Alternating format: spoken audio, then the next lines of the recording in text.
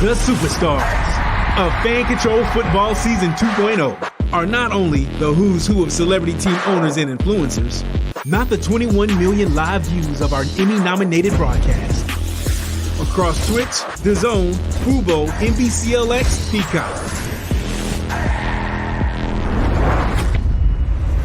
Or our highlights that scored over 100 million views.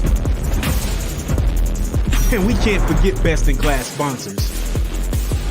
But the biggest star of Season 2 is our play-calling app that allow fans to control the action on the field. Fans pick a team, pick a play, 4 run plays, 4 pass plays to choose from. The play with the most votes is called in real time. We got it. This is where video games and live action come to life. And now, Fan Control Sports and Entertainment brings you Fan Controlled Hoops, where fans call the shots. Coming 2023, the future of sports is here, and it's Fan Control. Power to the fans. Are you ready for it? This is FCTV, fan-controlled television. Programs created and produced for the fans, by the fans of fan-controlled sports and entertainment. As always, power to the fans. And now, it's time for the show. Don't cause a ruckus. We talking that talk, just spitting them facts. We setting them traps and cracking them backs. We got all the news, we know all the stories. We start from the bottom, rise up to the glory. We say what your local reporters can't say. We break down the X's and O's on the play. It's AJ, King, Con, and Jose Ruckus. We call it right on the first take and they love us. Yeah, we the best when it comes to sports debate. Find the podcast and let it play. If we get you in your feelings, that's okay. AJ and Jose send you on your way like, bro, don't cause a ruckus. We just call it how we see it, big bro. And that we will always... What's up, Internet? Welcome to Don't Cause a Ruckus, the sports debate show that tries not to take itself too seriously. I'm one of your hosts, Jose Ruckus, and joining me, as always, is my good friend and arch enemy, AJ Khah. What's up, AJ? Not much, man. Just wanna. I know we have a lot to talk about today, but I noticed that you kept one thing out, and that was Trae Young's amazing comeback last night against the Celtics. He did have a good game last night. That is true. A phenomenal game to someone that you said was going to get swept is now still in it. Nobody did any sweeping in this first round. I'm honestly a bit surprised given how bad some of the basketball we saw was, especially with the Timberwolves and stuff. But, sweeping's hard. It's hard to do. Do you think that the Hawks are gonna keep this up? Yeah, or I don't know, man. You never know with playoff Trae. Am I confident? No, I'm not confident. You missed it the week you were gone. We did a whole segment about it, and I said there was a difference. Playoff Trae. I said it was a real thing. Yeah. I did miss it. I'm upset I missed it. I did want to talk about that, but yeah, dude, it's a different thing, and he turned it on last night. He hasn't been playing well. It's kind of shown the first few games, but when he turns it on, he's a difference maker. And last night, I think he showed it, especially with that last shot to seal the deal from just over half court. That's it. It's going to be tough because Murray's been suspended now, right? He's going to miss a game. He already missed a game, so that was last game. Yeah, okay. That was the last game. Yep. He's better when he's the only guy on the floor. It's kind of sad, but I think that's a little true. Well, if you didn't know, Don't Cause a Ruckus, the sports debate show that tries not to take itself too seriously. We go live on twitch.tv/fancontrolledsports every Wednesday, 6 p.m. Pacific, 9 p.m. Eastern. We bring you all the fun sports debate live. That means you can be in the chat just like Peanut FCF is, just like Vic's Vibes Official is. Come see it live. We have a lot of fun here when we do it live. But if you can't, show goes up on podcast services and the YouTube the next day. Just look up the Fan Controlled Sports feeds and subscription. Give us the subscription there. Give us the likes. Give us all that stuff. We love that stuff. Beat the algorithm. That's what I say. Beat the algorithm. Beat the algorithm, man. Like you said, we got a big show. There's literally NBA playoff games happening right now while we're doing the show. One that's coming up in half an hour is the Miami Heat, who are currently leading in the series against the number 1 seed, Milwaukee Bucks, and that's thanks to one person, Jimmy Butler. Jimmy Butler, let me tell you, this dude, when it comes playoff time, he's a completely different player in a way that, like, I can't even think of another player who's like this caliber of where they're like, I think of them as like a very good player in the regular season, and then when it hits playoff times, they're just a completely different person. AJ, what do you think about Jimmy Butler? I agree, man. Playoff Jimmy Butler's different human being. I don't understand what it is, but you're right. I feel like it's him, LeBron James, Trae Young. There's like a select few guys that for some reason, once it gets to that playoff time, there's a switch that hits. And the game yesterday was genuinely nuts for me, for Jimmy Butler to have 56 points, 9 rebounds, and like 2 assists. Not assist-wise, not great. 56 points. It's hard to get a lot of assists when you're putting up 56 points. Exactly. That's almost half his team's points for the game. So the Heat looked scared to have the ball. Like when he would pass out of a play, the guy was immediately looking to pass it back to Jimmy Butler. Just take it back. Yeah. No, it's nuts. He's on a different level, and you love to see it. You mentioned guys like LeBron James, you mentioned Trae Young, these dudes who, yeah, they have like a different level that they hit in the playoffs. I don't think there's the disparity where, I mean, those are guys who are great throughout the entire regular season. There's no debate that those guys are like stars during the regular season. Jimmy Butler's there's some debate. I mean, Trae Young a little bit. Yeah. A little bit. But I think he's been recognized as one of like the up-and-coming guys leading a team. Jimmy Butler is this dude who's been doing this for like 2 decades. And it like, man, well, he's like, you forget about him in the regular season.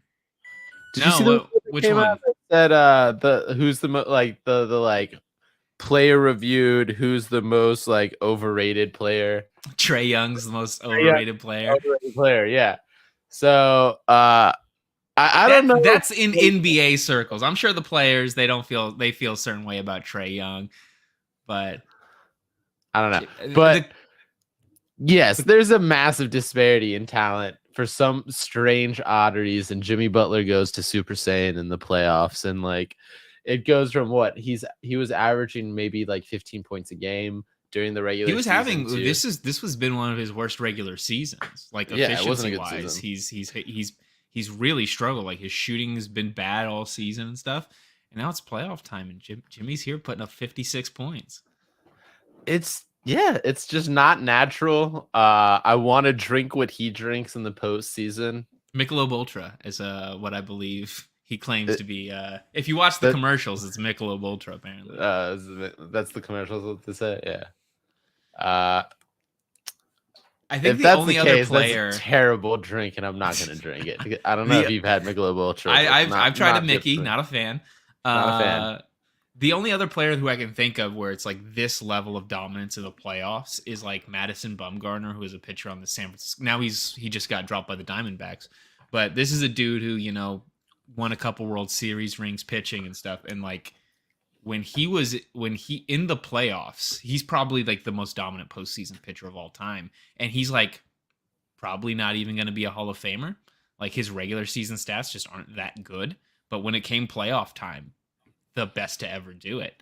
It's crazy, man. It's fascinating to see guys who can do this. Chris Paul's like the opposite, right? You think so? I mean, has Chris Paul's never had any playoff success? That's true, but I feel like it's not like from lack thereof. Like his postseason last year with the Phoenix Suns was nuts, and he just didn't. Well, you remember like in that when they went to the finals, when the Suns went to the finals, he had that game where he made like 2 shots for the entire game, and then he had the same performance with the Rockets, right? Where he has these games where all of a sudden Chris Paul looks like one of the worst basketball players you've ever seen when it comes to the playoffs. Yeah, I mean, I guess you could say that.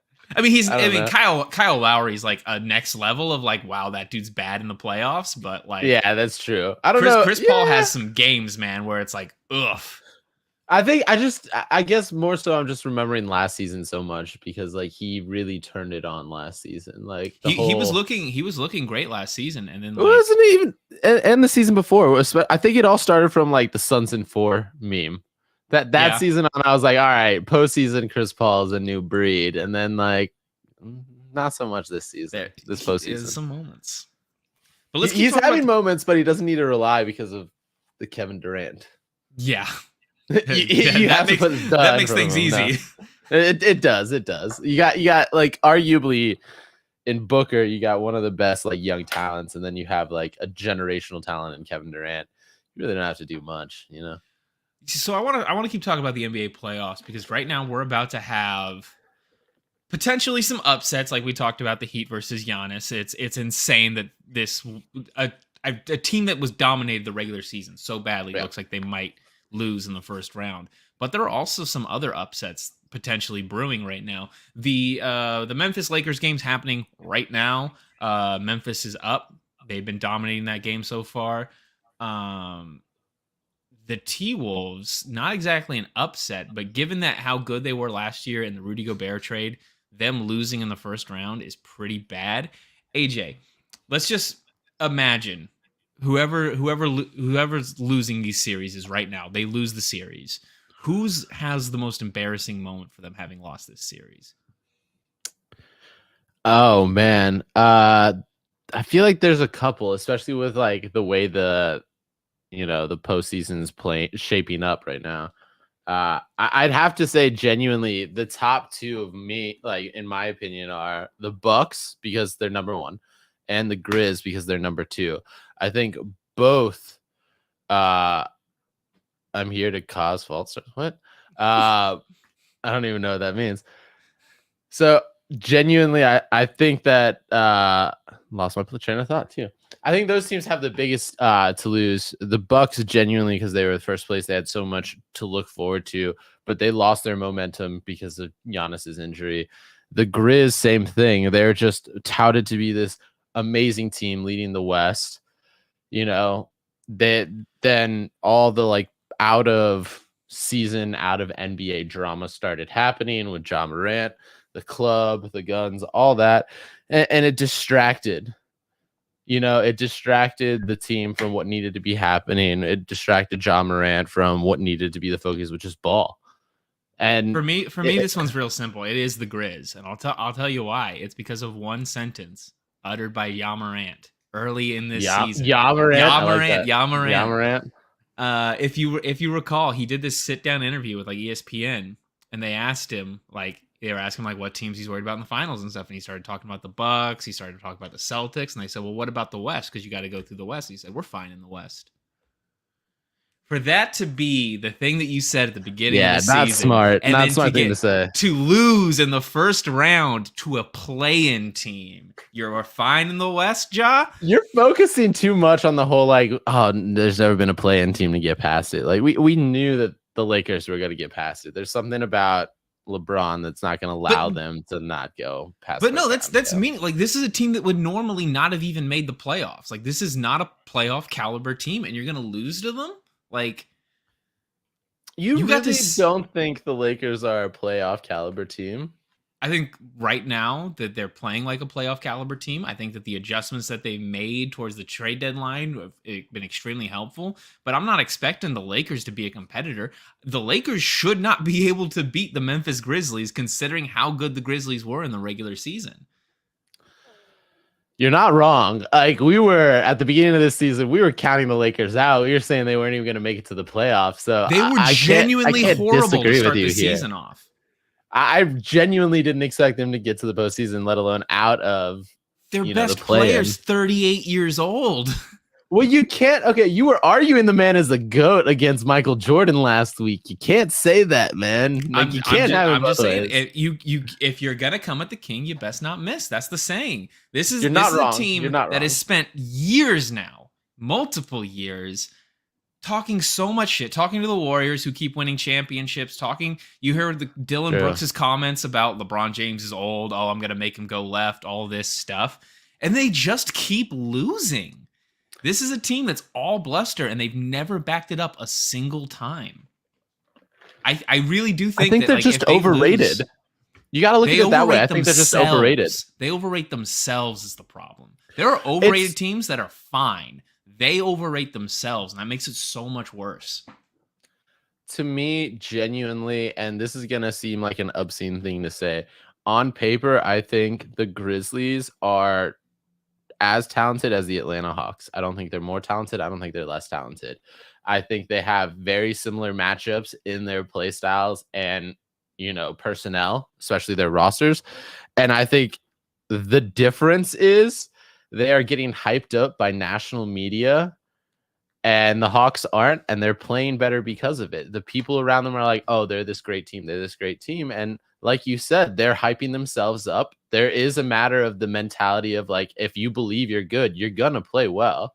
But I genuinely agree with you in the fact that I think this is them showing their true colors against a team that doesn't have the talent to get past them, or at least shouldn't. I think the Lakers, like you said, are an old team that shouldn't have the talent to get past it. But the difference is talent level. I think LeBron James and like these guys have the playoff experience, and the Grizzlies are just kind of, getting a little nervous. Somebody's calling they're the bullies that are getting their bluff called and they don't know what to do. You know what I'm saying? I do. I know exactly what you're saying. Let's move the topic, though. Let's get into what's big deal tomorrow. The NFL draft is coming up. A lot of very, very interesting things.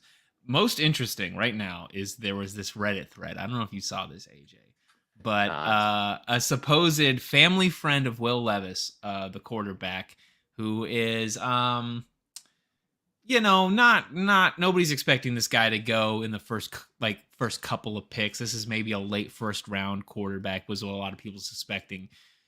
This dude posts on Reddit claiming to be Will Levis's family friend, saying that he's been contacted by the Carolina Panthers and that they're planning to take him first overall over Bryce Young.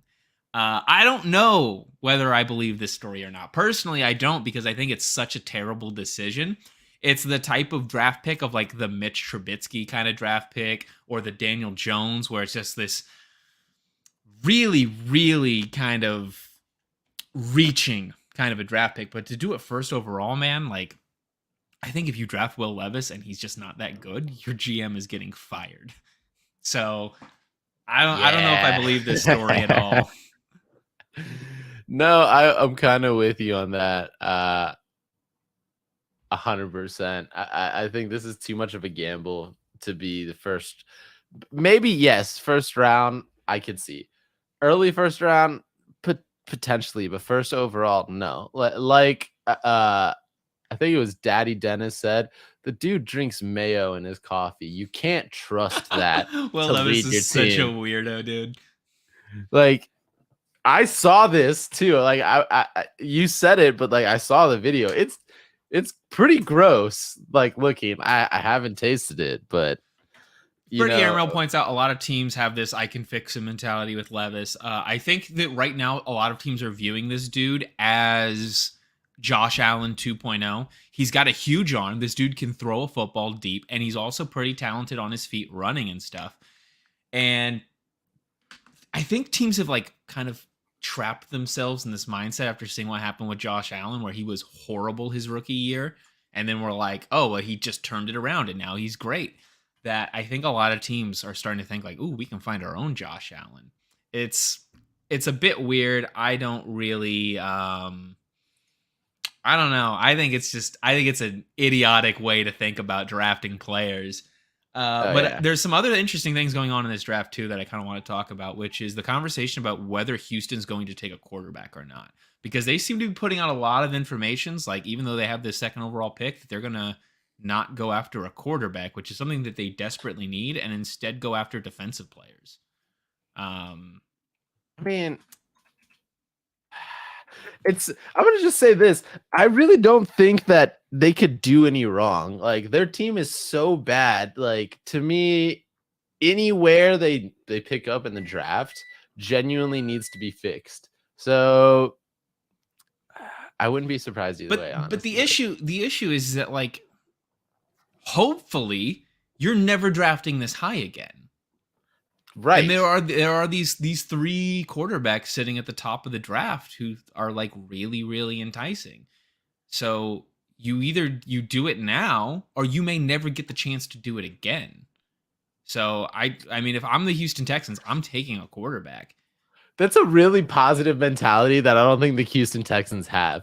I think they're going into this be like, oh well, we're gonna be here again next year, so we can just pick a better quarterback next year. Like, you're right, 100%. They need to come into it with the mentality of like, we're never gonna be here again. But let's be real, the Texans have been really bad, and unless they do something drastic this draft, I really don't expect them to not be in the bottom of the NFL again. Like, yes, there's a lot of talented quarterbacks in this draft, but the question is the Texans going to Texan, or are they actually going to do something right and potentially prevent themselves from being at the bottom of the NFL, top of the draft for next season? Now let me get something to you here, because I believe that right now the over under on quarterbacks taken in the first round is 4. Mm-hmm. And there's a lot of reasons for that. One, like I said, we don't know what the Texans are doing, if they're going to go at quarterback or not. A lot of people are thinking that a team is going to trade up to the Cardinals to get the 3rd overall pick and take a quarterback. The Seahawks could potentially take a quarterback like Anthony Richardson, or maybe even CJ Stroud if he falls there. And then there's the conversation around a team possibly jumping on Will Levis. So AJ, over under 4 quarterbacks taken in the first round. What are you taking? Well, I'm going to go over. You want the over? I want the over only because I'm looking at some of the people in the first round. We got the Panthers first overall. Could they potentially do it? No, maybe, but they already have a couple guys that they picked up. But you never know. Nobody's set in stone as over there. Texans, 100%. I think they're going to get a quarterback. So there's one. Cardinals. Yeah, okay. I genuinely think the Cardinals and the Colts are going to be looking to get one. If they don't, someone's going to trade the Cardinals for that position just to, usurp the Colts. I really do think the Cardinals are going to end up trading this pick. Their team needs so much rebuilding right now that taking a player, like, you thought that you were going to be a Super Bowl contender last year, and you ended up with the 3rd overall pick. You need some help. Exactly. Yeah. Colts, I think they just need to suck it up, get a new quarterback. Yep. I think the team agrees. Seahawks, I think you guys are good. Geno was great last year. I don't think you need to start desperate over. For Seahawks to take defense with this pick. I really don't want us to draft a quarterback. I don't think you should. I don't think you're going to. I think you'll get a quarterback. I'm scared. I'm scared we're going to end up with CJ Stroud, man. You really think that they're going to go that early? There's a lot of talk that the Seahawks might go with quarterback, and it's scaring me, man, because that is wild. I think the Super Bowl window's open, and we need to get in there, and the defense needs help. You give Geno a defense, man, and I think we're Super Bowl contenders. Man, they're saying that the guy that I want the Falcons to get, Bijan Robinson, is going to go to the Texans, which I think is a wild assumption. But hey, you never know. The Raiders, I also think, need a QB. So like right there, there's at least no. They got Jimmy Garoppolo, baby. They're set.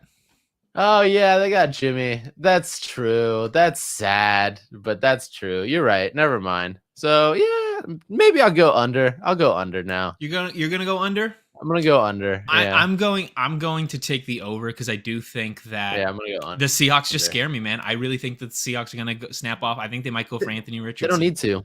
They really don't need to. I agree. I agree. I don't think that we do, but I think the team is using the mindset of we're probably never going to be in this situation again. We should get a quarterback right here, right now. Let Geno train him up, and I think that's great for the long-term health of the team. I think it's going to keep us competitive for years to come if they really believe in one of these quarterbacks. And let's be real. Pete Carroll and John Schneider, they saw Geno Smith last year and said, "Hey, that's our quarterback." We thought they were crazy. They saw it. We didn't. So I do trust them to be able to pick a quarterback. I just want to win right now, man. I think the window's open. Daddy Dennis, I know you're a Seattle fan. I'm a Seattle fan too, and I hope my hunch is wrong too, man. But I can feel it. I can feel it in the air. It's happening.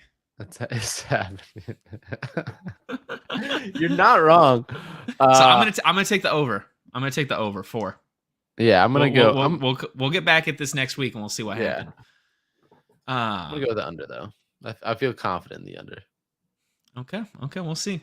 Let's get into this next story here because this happened today while I was making the show doc. Manchester City beat Arsenal. They're now only 2 points behind Arsenal on the table.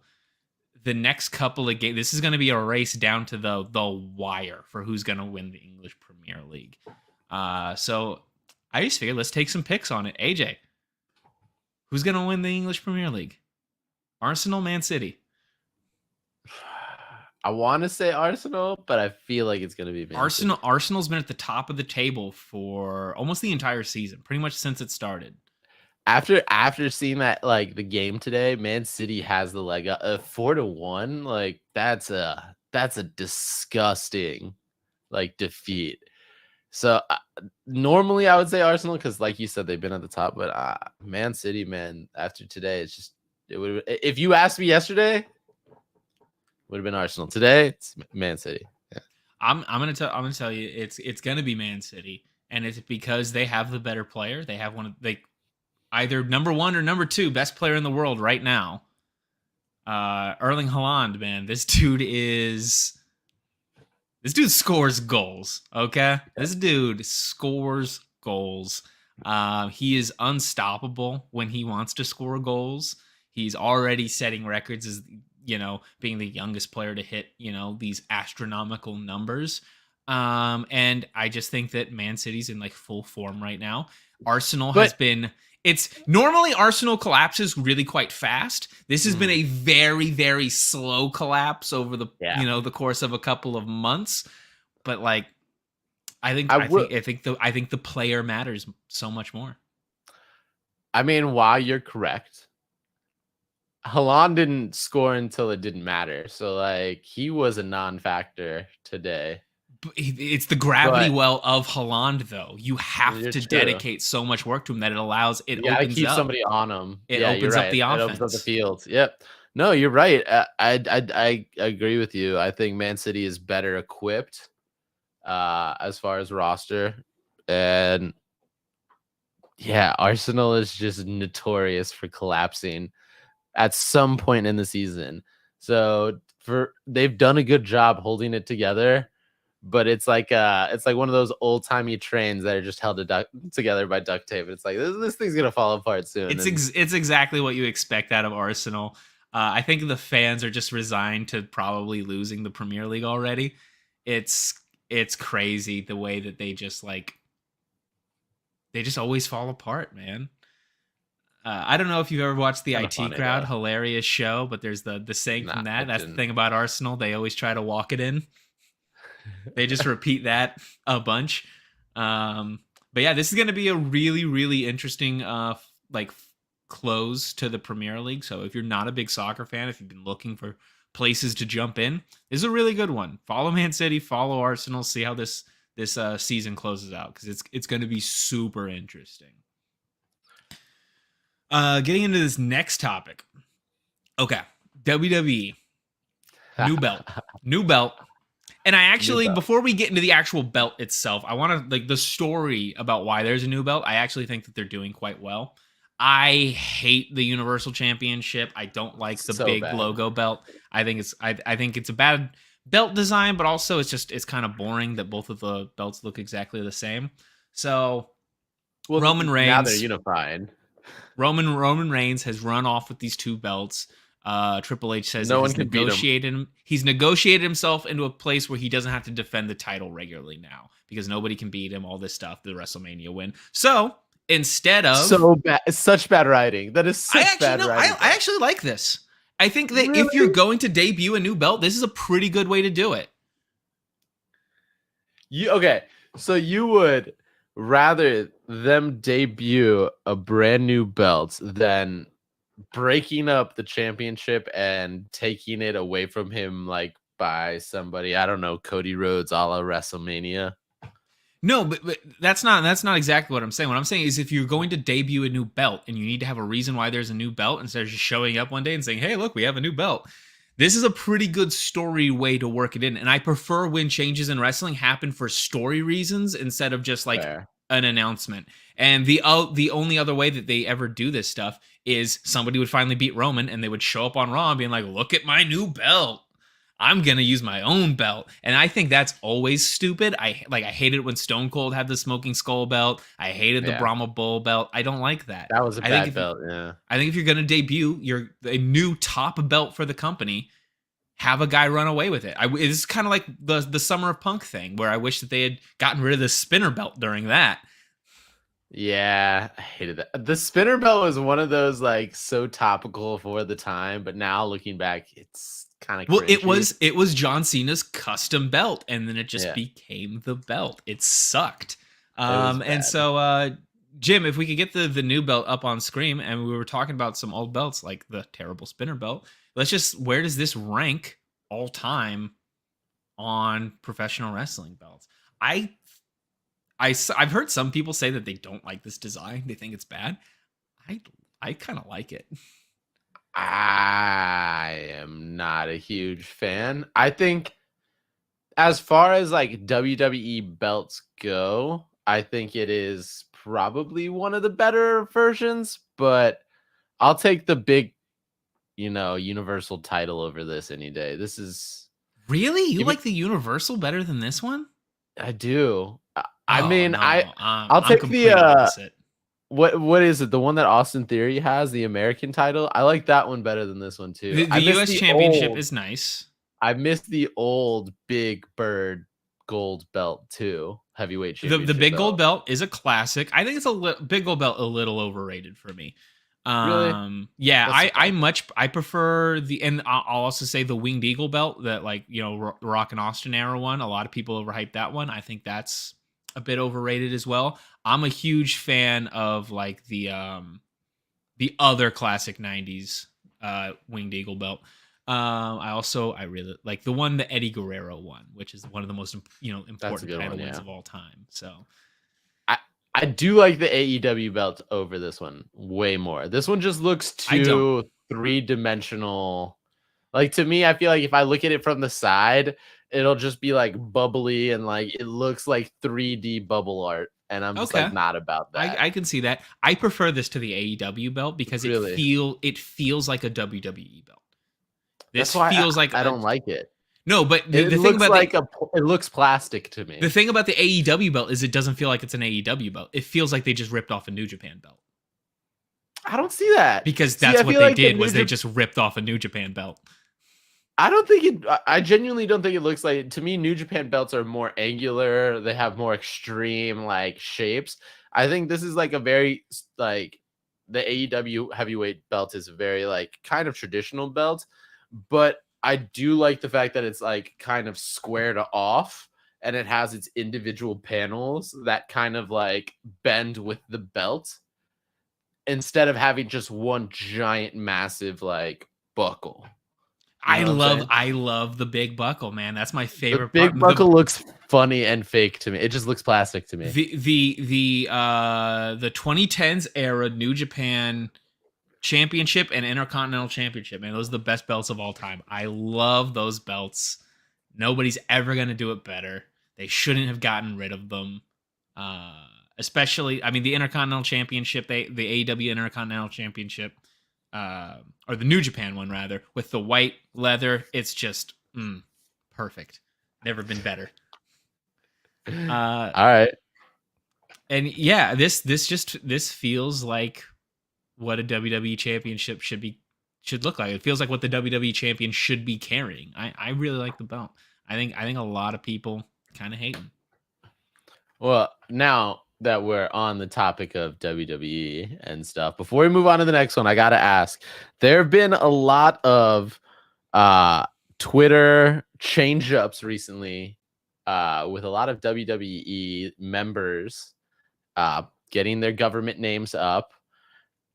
Especially with the news that there's a potential new brand coming from AEW that's going to be a spinoff with CM Punk leading that roster. Now, with the likes of Dolph Ziggler's contract coming up and his brother Ryan Nemeth already being on AEW's roster, Becky Lynch, her contract's coming up. Yeah, Drew, right. like I'm saying, Drew McIntyre. A lot of these guys have changed, blacked out all messages of WWE on their thing. A lot of allegations of Vince McMahon coming out, especially the newest one with Mansoor and all that terrible screenwriting. Thoughts that's going on in the wrestling world shakeup? I mean, I doubt that they get Becky Lynch. That would just be. There's rumors of Sasha Banks coming over, you know. I would say that like the rest of those, like, oh, you got Dolph Ziggler, great professional jobber, Dolph Ziggler, one of the best jobbers in the business. Man, you really landed that guy. Good for you. Nobody can sell like Dolph Ziggler. You want someone to get over? Fight the Zig. I believe Adam Blampier from like What Culture or whatever. My favorite expression of his is he's like an octopus in a washing machine, just flopping around like crazy. Come on. Dolph Ziggler deserves a couple chances at something good. I mean, look, Dolph he's gotten the bumps. Dolph has had some times. He's when he won the Intercontinental Championship in like 2016, that was pretty good.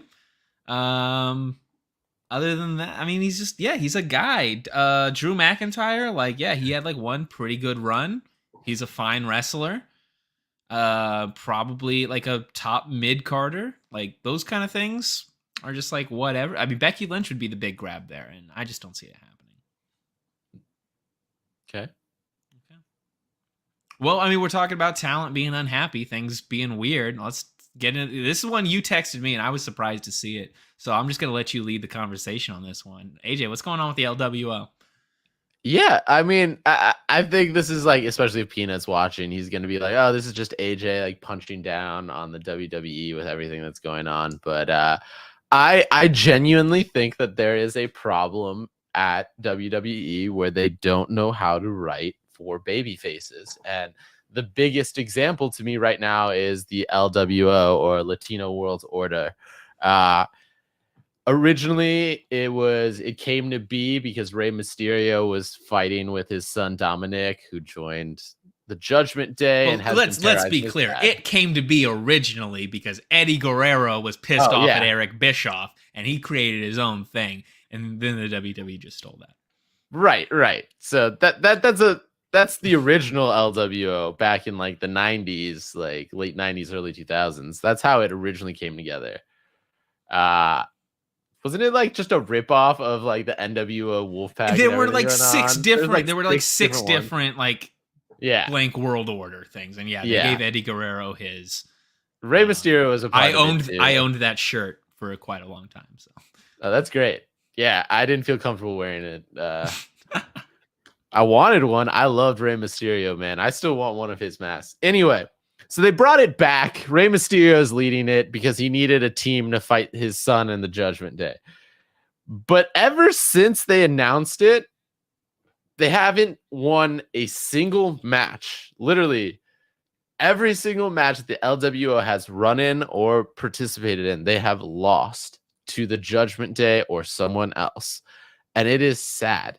It means that only heels are winning currently in WWE. Look at Roman Reigns over Cody Rhodes, Judgment Day over LWO, New Day over all the Usos. It's to a point where it's getting a little played out. And I'm just getting tired of it. I wanted to discuss with you and your thoughts of it because you seem to have more of a even-tempered, and I say even-tempered is you just usually like to go against me. So I want your opinion on this, man. What are your thoughts on this? I do think that over time, WWE has had trouble booking baby faces, and I don't think it's necessarily that they lose a lot. It's more of that, like, they don't know how to write like a baby face who is actually likable. So I'm hearing that they're just having a baby face lose 6 times, 8 times in a row. You know, I'm not surprised by it. The issue is really more of whether or not this is a continuous storyline that you're telling, or if it's just you're showing up on the day and saying, well, Judgment Day needs to look strong tonight. Have them go over LWO. That's when it gets really annoying and your audience is going to lose faith. They're not going to care about the matches anymore. If you're telling a story about Rey Mysterio and the LWO struggling, it's Rey's old, he's not able to compete with his son, he's not able to compete against guys like Finn Balor and stuff, and you're trying to build up a story with Rey Mysterio, then yeah, fine, have him lose 8 matches in a row if the payoff is worth it. It doesn't seem like there's a through line with this story, though. It's just kind of like a bunch of stuff happening, which is the worst kind of wrestling writing that you can do. So yeah, I'm not super into this. I think, Eddie Guerrero is my favorite wrestler of all time. I think that the amount that WWE is really like reaching in for Eddie Guerrero nostalgia and then just like having them lose 8 times in a row, really not a fan of that. No. Especially when, his family's, with the other company now and stuff. So it's just, that doesn't feel right to me either. So I'm not a fan of this, but I'm not watching the product right now. So I can't talk about how I feel about what the storyline is. Well, okay. Since now that I know that Eddie is your favorite wrestler, did you see the news about his brother this past weekend? No, I did not. So he comes out on Twitter and he basically tells Rey Mysterio to stop using the Guerrero name, and they're fine, they're okay, and stuff like that. And everybody got mad at him, said he was being ungrateful, rude, all this. And then 2 days later, he's like, it was a work. I worked, you guys. Like, this is a true heel. Like, basically, like... I hate that shit, man. I hate the wrestler does something, gets a bunch of backlash, and goes, oh, no, I'm just being a heel. No. What? I mean, this is one of the few occasions where I genuinely think he was trying to work people, because he told a long-time family friend and, Rey Mysterio that to stop using the Guerrero name for his, like, profit. If it was anybody other than Chavo, I'd probably believe it, but he's kind of... yeah. I mean, you're not wrong, so... Fair. All right, well, let's get into this next topic, AJ, because you sent me this tweet, or it was an Instagram reel that was kind of interesting about the modern comedy and how there hasn't been many great comedies in a long time. So, again, I'm going to let you lead the discussion on this, and we can have a topic about this. Yeah, so I really, I try to bring... When it comes to us planning these podcast shows each week, I try to bring something to the table that is fun to talk about. And I showed you this TikTok, which essentially basically said that the newest generation isn't really allowing for comedies to really exist. Like, it's hard for comedies to develop since the 2010 era. Like, the last great comedies were like Step Brothers, Super Troopers, stuff like that. And especially in the 2020s, there hasn't been really a good comedy movie. So I wanted to ask you, are comedies dead? Are we in a generation where we as a society are commenting so much on whether or not something's PC that we can't joke about things anymore? Is it to that point, or are comedies just not funny anymore? Like, where are we in life that we have to ask these questions? Let me break this down for you, AJ, because the problem is not that we're not making good comedy. We're making really, really good comedies still in the 2020s. We have, Palm Springs with Adam Sandler that dropped on Hulu. That was incredible. Confess Fletch came out last year. I thought that movie was hilarious. A throwback to 70s comedies like Chevy Chase's Fletch. That went straight to streaming. The Unbearable Weight of Massive Talent came out last year. The Nicolas Cage movie where he plays himself. That movie's incredible. Very, very funny. Had a very, very short stint in theaters. The issue is not whether or not we're making good comedies. It's that the comedies don't get to come out in theaters anymore. There's not this collective experience where everybody goes and sees a comedy anymore. At least not a pure comedy. That's now something that you make super cheap, you throw it up on a streaming service, or what's more likely is that you buy a comedy script and then you just chop it up and make it into a TV show. because that's more content for you than it is a movie. If you want to make a good comedy movie now, it has to not be a comedy. I don't know if you saw Bullet Train last year, but Bullet I Train, did, yes. an amazing action comedy, hilarious movie. It's an action movie instead of a comedy. Yeah, but when is the last time? Like, I'm gonna be real with you. I think you have a good argument here because every single one of those movies I haven't watched except for Bullet Train, and I saw Bullet Train in theaters. But when was the last time you genuinely laughed out loud in a theater or even at home? I mean, Everything Everywhere All at Once, which is it's a comedy, but it has to be disguised as a different genre. That movie had me laughing quite a bit. A lot of like the superhero stuff. Guardians is super funny a lot of the time. There's a bunch of comedy in those movies. It's just you can't, if you're going to put the budget to put a movie in theaters, you just can't have it just be a comedy anymore. If you're going to justify these, I mean, it's hard to get a movie in theaters now. It's just because of the way that Marvel and Disney dominates box offices and stuff. It's all or nothing when it comes to putting your movie in theaters. So you can't just ship out a Step Brothers and make a modest return. It's not like these movies that we talk about as the great comedies.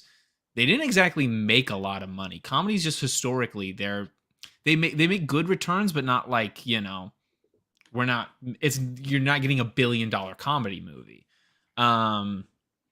And I mean, you can even like raunchy comedies, like Deadpool 2's amazing. That's raunchy as hell.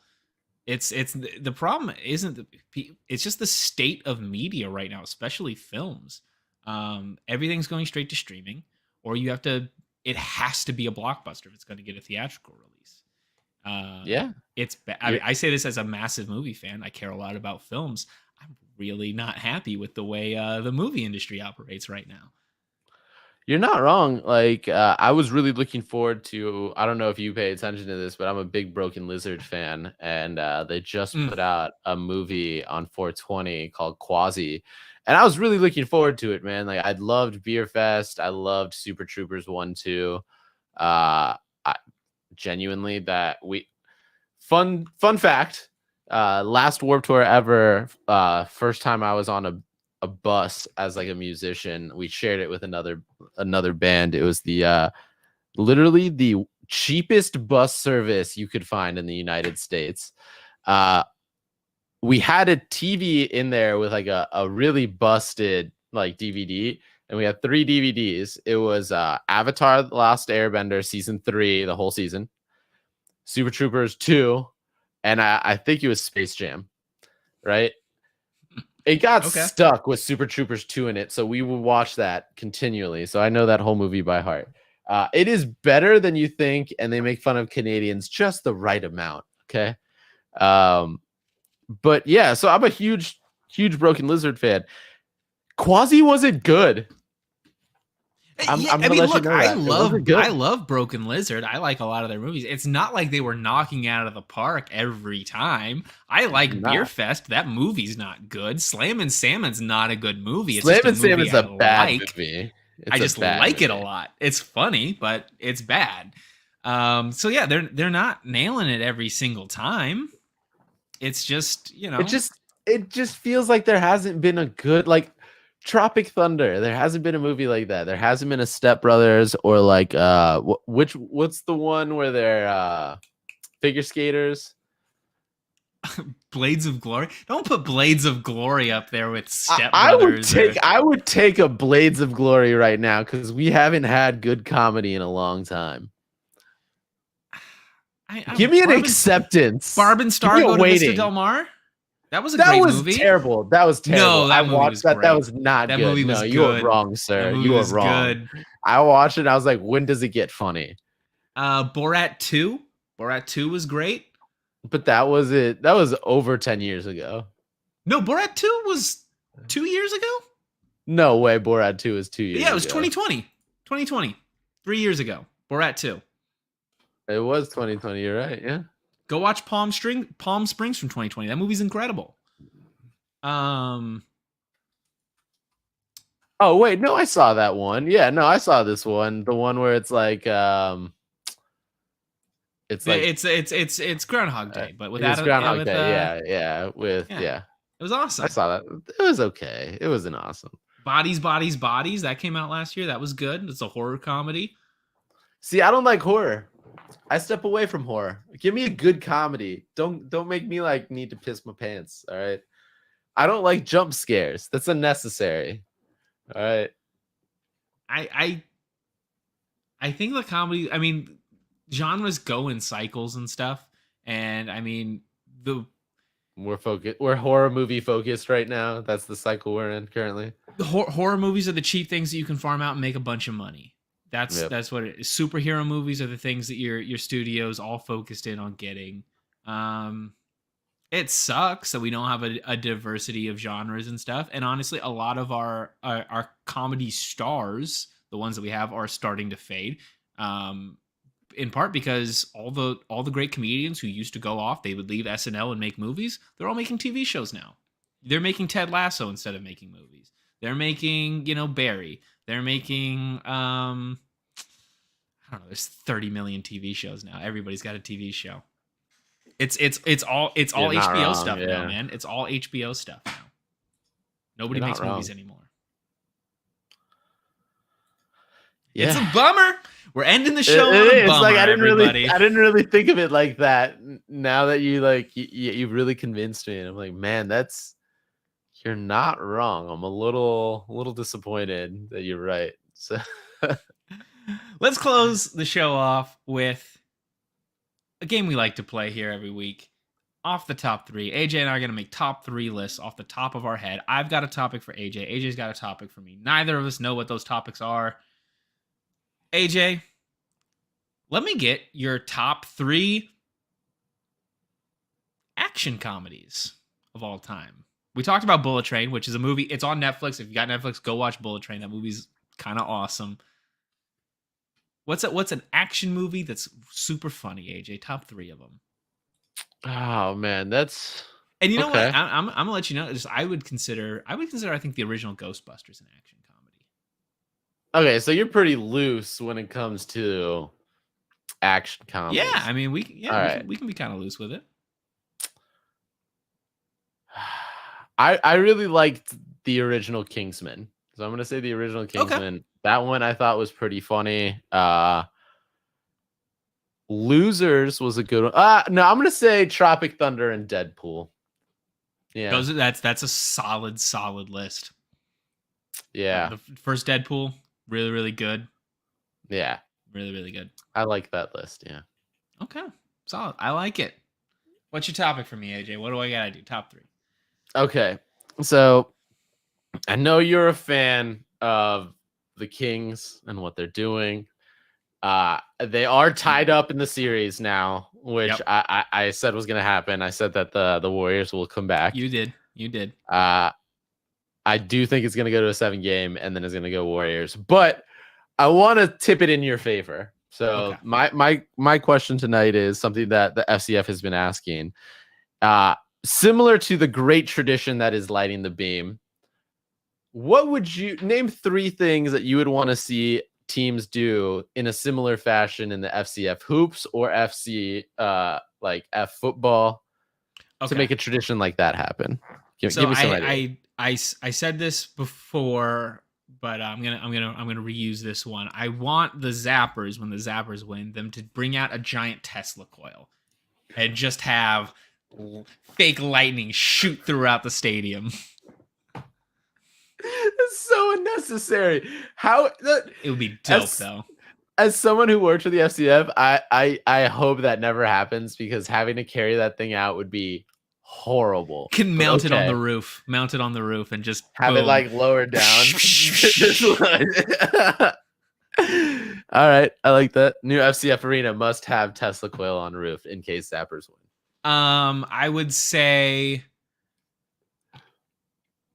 what if the Knights had like I don't know, like a